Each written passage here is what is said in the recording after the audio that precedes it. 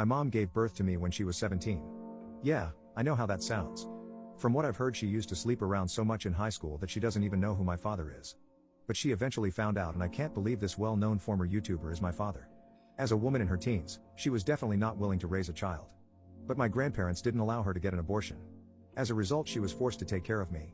She was the opposite of a good mother. If I was crying, she would put on loud music and pretend that didn't exist. There were nights when I had to go to bed hungry because she refused to breastfeed me and I wouldn't eat anything else. Thankfully, my grandparents noticed this and took me under their care. My mother was happy to stay away from me and went back to her type of lifestyle. She moved out into a dorm to prepare for college. My grandmother took proper care of me at home, and my grandfather would take me to the park often. He had a surgery done on his hip, so he wasn't able to move that much, but always made sure to play with me. I consider them my real parents and will always be grateful to them. When I was 4 years old, they hired a babysitter to take care of me because they had to attend a wedding.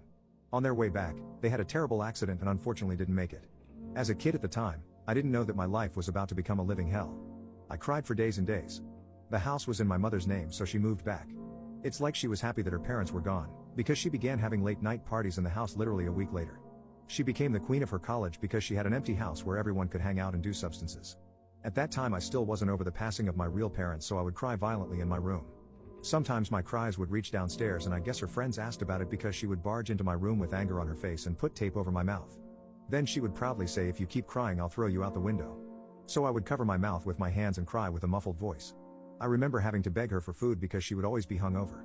After a few months of this kept repeating, she became fed up with me and took me to another state. I was excited because I thought we were finally going to spend time as a family. Guess what she did? She left me on the front door of an orphanage and drove off. Little did she know that would be the start of her downfall.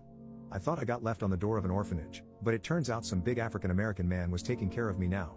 He gave me a cupcake and he was very nice. He introduced himself as EDP 445. He told me he was going to help me get revenge on my mom by starting a